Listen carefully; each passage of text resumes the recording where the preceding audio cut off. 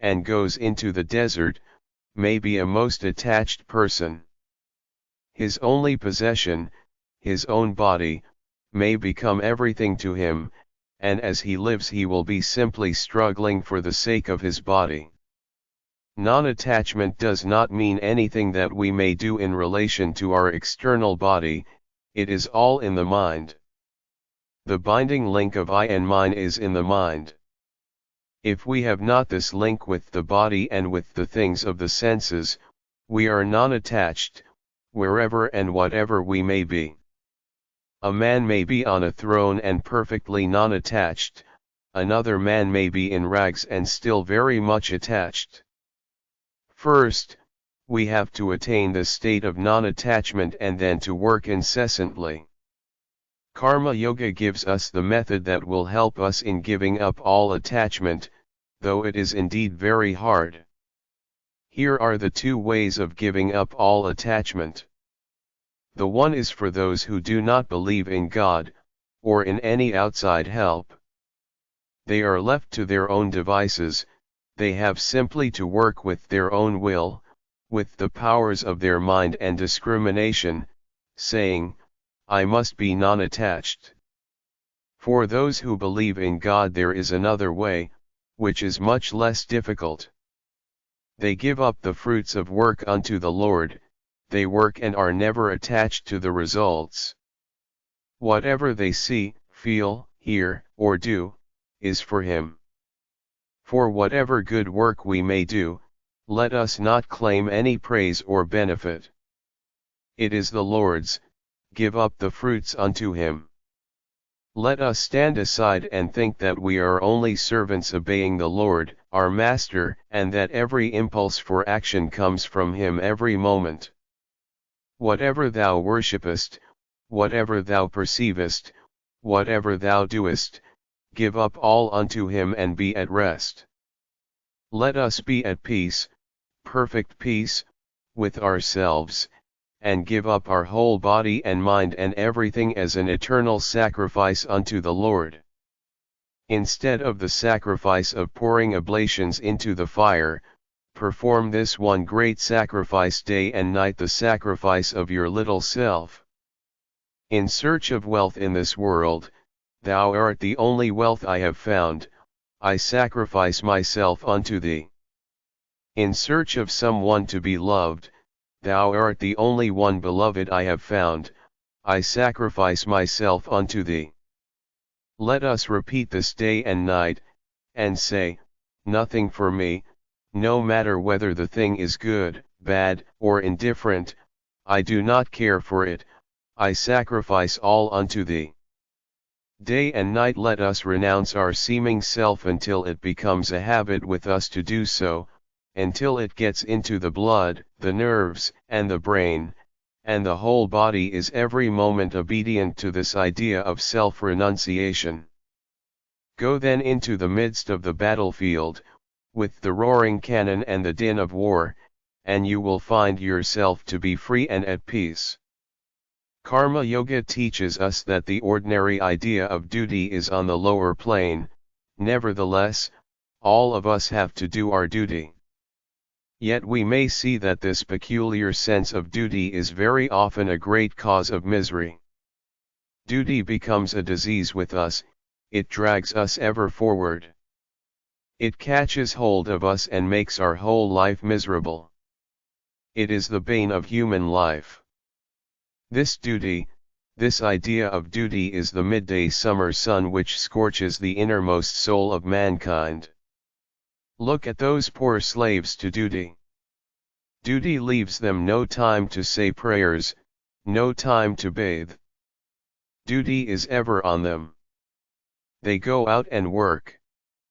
Duty is on them. They come home and think of the work for the next day. Duty is on them. It is living a slave's life, at last dropping down in the street and dying in harness, like a horse. This is duty as it is understood. The only true duty is to be unattached and to work as free beings, to give up all work unto God. All our duties are His. Blessed are we that we are ordered out here. We serve our time, whether we do it ill or well, who knows? If we do it well, we do not get the fruits. If we do it ill, neither do we get the care. Be at rest, be free, and work. This kind of freedom is a very hard thing to attain. How easy it is to interpret slavery as duty, the morbid attachment of flesh for flesh as duty. Men go out into the world and struggle and fight for money or for any other thing to which they get attached. Ask them why they do it. They say, it is a duty. It is the absurd greed for gold and gain, and they try to cover it with a few flowers. What is duty after all? It is really the impulsion of the flesh, of our attachment, and when an attachment has become established, we call it duty. For instance, in countries where there is no marriage, there is no duty between husband and wife. When marriage comes, husband and wife live together on account of attachment, and that kind of living together becomes settled after generations, and when it becomes so settled, it becomes a duty. It is, so to say, a sort of chronic disease. When it is acute, we call it disease; when it is chronic, we call it nature. It is a disease. So when attachment becomes chronic, we baptize it with the high-sounding name of duty. We strew flowers upon it, trumpets sound for it, sacred texts are said over it, and then the whole world fights, and men earnestly rob each other for this duty's sake. Duty is good to the extent that it checks brutality. To the lowest kinds of men, who cannot have any other ideal, it is of some good, but those who want to be karma yogis must throw this idea of duty overboard. There is no duty for you and me. Whatever you have to give to the world, do give by all means, but not as a duty. Do not take any thought of that. Be not compelled. Why should you be compelled?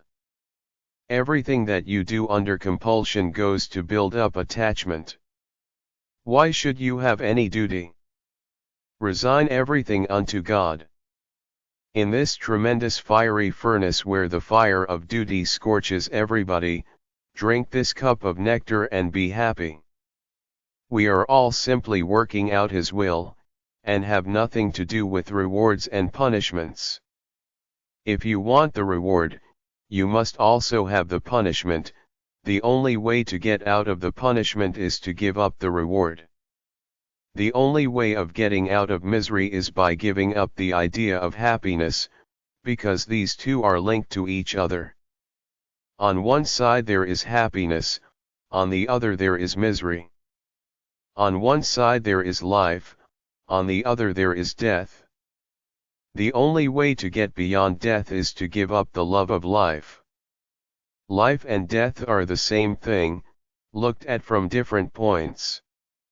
So the idea of happiness without misery, or of life without death, is very good for schoolboys and children, but the thinker sees that it is all a contradiction in terms and gives up both. Seek no praise, no reward, for anything you do. No sooner do we perform a good action than we begin to desire credit for it. No sooner do we give money to some charity than we want to see our names blazoned in the papers. Misery must come as the result of such desires. The greatest men in the world have passed away unknown. The Buddhas and the Christs that we know are but second-rate heroes in comparison with the greatest men of whom the world knows nothing. Hundreds of these unknown heroes have lived in every country working silently. Silently they live and silently they pass away, and in time their thoughts find expression in Buddhas or Christs, and it is these latter that become known to us. The highest men do not seek to get any name or fame from their knowledge. They leave their ideas to the world, they put forth no claims for themselves and establish no schools or systems in their name. Their whole nature shrinks from such a thing. They are the pure sattvikas, who can never make any stir, but only melt down in love. I have seen one such yogi who lives in a cave in India. He is one of the most wonderful men I have ever seen. He has so completely lost the sense of his own individuality that we may say that the man in him is completely gone, leaving behind only the all-comprehending sense of the divine. If an animal bites one of his arms, he is ready to give it his other arm also, and say that it is the Lord's will. Everything that comes to him is from the Lord. He does not show himself to men, and yet he is a magazine of love and of true and sweet ideas. Next in order come the men with more rajas, or activity, combative natures, who take up the ideas of the perfect ones and preach them to the world. The highest kind of men silently collect true and noble ideas, and others, the Buddhas and Christs, go from place to place preaching them and working for them. In the life of Gautama Buddha we notice him constantly saying that he is the 25th Buddha. The 24 before him are unknown to history, although the Buddha known to history must have built upon foundations laid by them. The highest men are calm, silent, and unknown. They are the men who really know the power of thought. They are sure that, even if they go into a cave and close the door and simply think 5 true thoughts and then pass away, these 5 thoughts of theirs will live through eternity. Indeed, such thoughts will penetrate through the mountains, cross the oceans, and travel through the world. They will enter deep into human hearts and brains and raise up men and women who will give them practical expression in the workings of human life.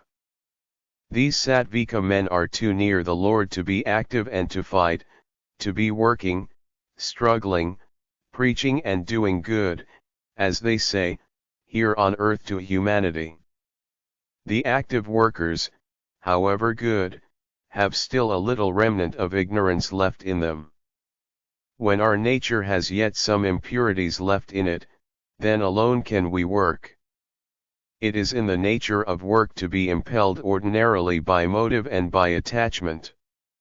In the presence of an ever-active providence who notes even the sparrow's fall, how can man attach any importance to his own work?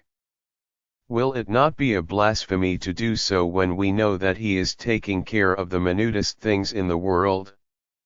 We have only to stand in awe and reverence before him saying, "Thy will be done." The highest men cannot work, for in them there is no attachment. Those whose whole soul is gone into the self, those whose desires are confined in the self, who have become ever associated with the self, for them there is no work. Such are indeed the highest of mankind, but apart from them everyone else has to work. In so working we should never think that we can help on even the least thing in this universe. We cannot. We only help ourselves in this gymnasium of the world. This is the proper attitude of work. If we work in this way, if we always remember that our present opportunity to work thus is a privilege which has been given to us, we shall never be attached to anything. Millions like you and me think that we are great people in the world, but we all die, and in 5 minutes the world forgets us. But the life of God is infinite. Who can live a moment, breathe a moment, if this all-powerful one does not will it? He is the ever-active providence. All power is his and within his command. Through his command the winds blow, the sun shines, the earth lives, and death stalks upon the earth. He is the all in all, he is all and in all. We can only worship him. Give up all fruits of work, do good for its own sake, then alone will come perfect non-attachment. The bonds of the heart will thus break, and we shall reap perfect freedom. This freedom is indeed the goal of Karma Yoga.